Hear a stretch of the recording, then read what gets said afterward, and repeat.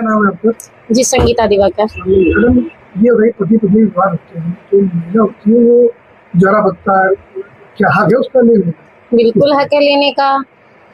आपने शादी की है तो आपका बिल्कुल पूरा कर्तव्य बनता है कि हमारी हर जरूरतों का ख्याल रखा जाए, इसलिए बिल्कुल नहीं, जरूरत जैसे है। भाई माँ बाप के पास रहे तो खुद रह के वहाँ पर रहे आराम से, तो फिर विवाद की स्थिति ना उत्पन्न हो। विवाद की स्थिति इसलिए उत्पन्न होती है कि जब कोई लड़की आती है, ऐसा नहीं है कि सब आप पहले भी अपने घर में सब लोग काम करते थे, सब लोग मिल के काम करते थे, पर जब लड़की आ जाती है उसको पूरी नौकरानियों की तरह ट्रीट किया जाता है कि सब कुछ करना है, आपको ये करना है, आपको वो करना है।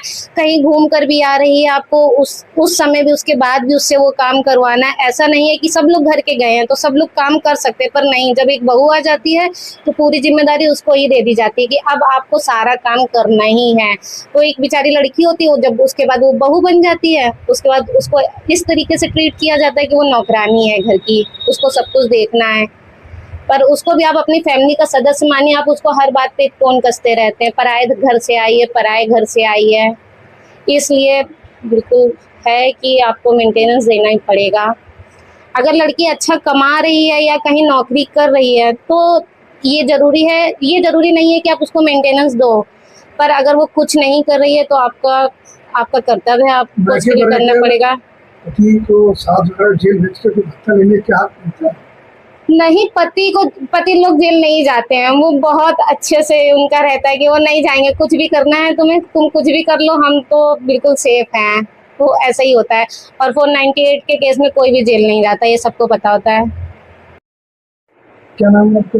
मेरा नाम अनंत शर्मा है। मुझे जिस प्रकार से पति पत्नी विवाह होता है, पत्नी जब से दहेज पड़ता है और गुजारा भत्ता है ये लगा दिए जाते हैं, और कुछ जो पति होते हैं परेशान होते हैं, इसके लिए क्या करें? किस तरीके से बचाव उसका? जहाँ तक दहेज प्रथा और गुजारा भत्ता की बातचीत है तो पत्नी को एक सामंजस्य बनाकर अपने ससुराल में रहना चाहिए और छोटी छोटी बातों पर झगड़ा ना करते हुए अपने सास ससुर की बात माननी चाहिए। जितनी वो आई हुई लड़की अपने माँ बाप की बात मानती है, अगर उसका 1% अपने सास ससुर की बात मानेगी तो मेरे ख्याल से ना कभी किसी को दहेज प्रथा लगेगा और ना किसी को गुजारा भत्ता की मांग करनी पड़ेगी। क्योंकि शादी के बाद जो लड़की के घर जाती है बहू, वो मालकिन हो जाती है, और शादी के पहले जिस लड़की के नाम के आगे उसके पिता का नाम होता है फिर उसके पति का नाम होता है। तो इस सामंजस्य को बैठाना चाहिए और समझाना चाहिए।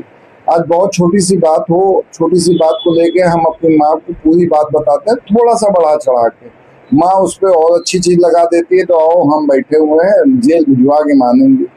कोई जेल नहीं जाता है, कोई वो नहीं होता है। अगर ज्यादा सहूलियत है तो खुद कमाना चाहिए, खुद खाना चाहिए, और एक कानून की ये मंशा है कि न्याय उनको मिलना चाहिए जो वास्तव में पीड़ित है। आज जो पीड़ित है वो न्याय के लिए वो कचहरी आते ही नहीं है, जो पीड़ित नहीं है वो सबसे ज्यादा कोर्ट कचहरी का काम करते हैं।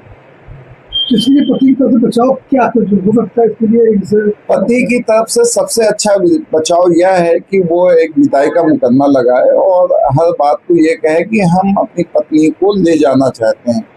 उसके कारण भी कि उसके कहने के बाद भी हम अपने माता पिता से अलग रह कर ही उसका पालन पोषण करना चाहते हैं।